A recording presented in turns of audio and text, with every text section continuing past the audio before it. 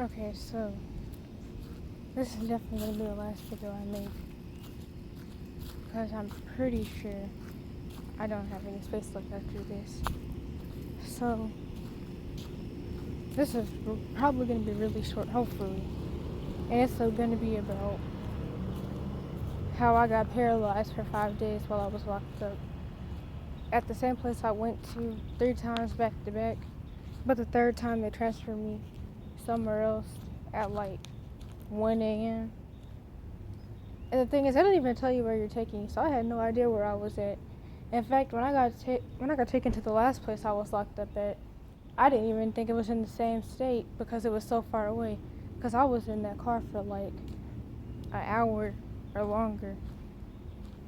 But anyway, so it was nighttime and it was dark because the lights were out. And so I had kept asking to make a phone call because I didn't get to make one either. When I did make one, nobody answered. And so I kept asking. I'm not even asking, I kept begging to make a phone call. And so there was this lady sitting in my doorway with the door open, and she had a chair right there. She was trying to take a nap. Not even take a nap, she was trying to get her night's rest. And so she got mad because I kept begging to make a phone call because she was trying to get some sleep. She shouldn't have been sitting in my doorway anyway, because actually no, I think on the kids' side you can do that, but you can't really do that on the teenager side, because my mom told them to put me on the kids' side, which is for people younger than 12, even though I was 12, about 13, so I wasn't supposed to be over there anyway. But mom told them to put me there, so I was actually the age to be on the teenager side every time I got put in there. But anywho, they just did that because they had attitude with me. So she was sitting there, and so she was like, you need to stop asking to make a phone call. And then I was like, well, why can't I make a phone call? I haven't got to make one yet. And so then she had called for the other staff members. And so then she got out of her sleeping mode, and she got up. And then when the other staff members came, dang, it stinks over here. When the other staff members came, she what did she do again? Okay, I was standing there still. She got them to come and pick me up, and then they threw me on my bed face first, so I was on my stomach, and they pulled my pants and stuff down, and then they got the needle and they shoved it in my butt, and it was still pitch dark too. They didn't turn on any lights or anything. They just shoved it in anywhere, really. So like that could have been my back for all they know, but of course they didn't care. And so then I didn't resist or anything because I'm not scared of needles. And a lot of kids in there are scared of needles, especially since the needles are huge. So that's why they scream and cry so much, which then makes the staff members get even more mad, and they'll be like, you're resisting. They're not really resisting, they're scared. I mean, there's plenty of reasons to be scared, even if they weren't scared of needles, but then that would make them get more aggressive and start choking people out and stuff. Because of course the restraints make it impossible to breathe. But yeah, while they were holding me down on my bed, that's when they put the needle in my butt. I didn't resist or anything. It didn't make me go to sleep. I thought they were supposed to knock people out, but I didn't get knocked out. This was also, and my voice is cracking. This was also at the point where I still couldn't really go to sleep. Because like I said, that lasted from age 8 to 12. And so, after that, I never did go to sleep, I don't think. The lady got back in her chair and went to sleep. I continued to lay there staring at the walls and stuff. And so, once the morning came, I realized that I still couldn't move.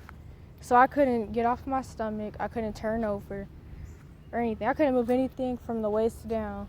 So I was paralyzed for 5 days, and then when the psychiatrist would come in, he would be like, how come you're not eating your breakfast?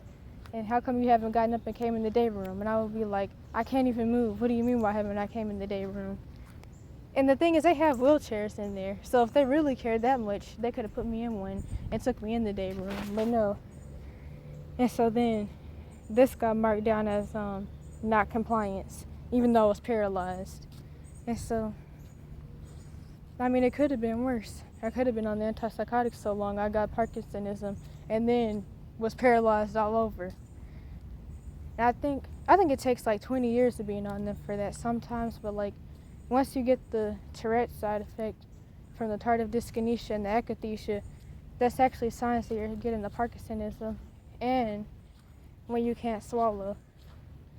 And then it also gave me sexual dysfunction, but I didn't even know that till I heard people talking about it, because I thought that it was just karma, and that's a whole long story that I don't really want to talk about. But nope, it was sexual dysfunction, one of the pill side effects, or really all of the pill side effects, if anything, because they all have the same ones. Just about. Some are just stronger than others. And so that's when I was paralyzed for 5 days, and I was asked why I hadn't got up to eat my breakfast.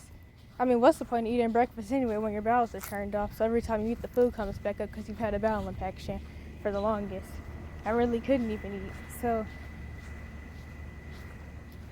I actually had told my old counselor about this, and she said she had requested my records from them, but they never responded.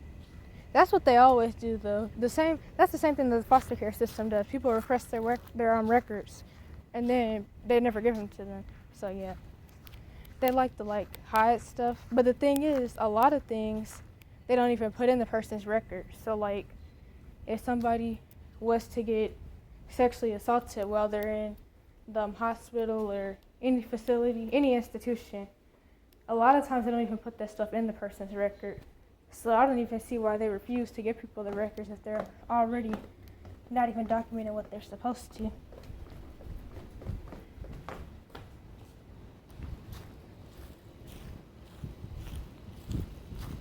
And that's pretty much all I have to say. That's really all I remember around the whole me being paralyzed thing anyway. I don't remember anything else. Other than post-traumatic stress and nightmares I got about being locked up, which I had every day, even while I was in there, and even after I hadn't been in any places for a while, I would have nightmares about it and being told that I have to work my way out and that stuff like that. And saying you have to work your way out, that's something you tell somebody when they're stuck in a ditch, not when they're locked up in a place that they shouldn't even be in. Talk about something, you have to work your way out. That's the same thing that the pod staff used to say. Why do I have to work my way out of a place that I didn't even work my way into? Like my car's stuck in the mud or something, so I have to work my way out. Anywho, I don't know what else to say. I just know that when I am able to, I have a whole bunch of lawsuits. Ooh, a penny. I have a whole bunch of lawsuits to pass around when I have my money together too.